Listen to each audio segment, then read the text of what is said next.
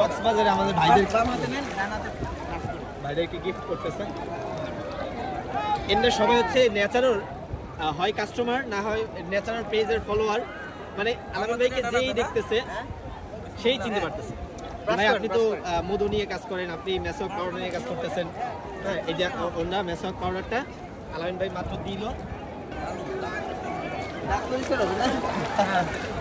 টেস্টটা অন্যরকম, ঝাঁঝালোটার মতো, গরম মশলার ঝাঁঝালোটা, একদম গরম মশলার টেস্ট।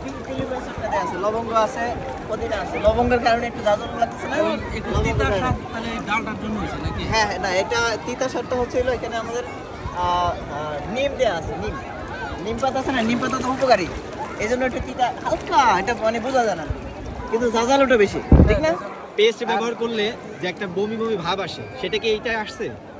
পেস্ট ব্যবহার করলে তো হালকা হালকা একটা বমি বমি ভাব আসে, মানে ভিতর থেকে কেমন যেন কি আসে, সেটা কি পাউডারে পাইছেন?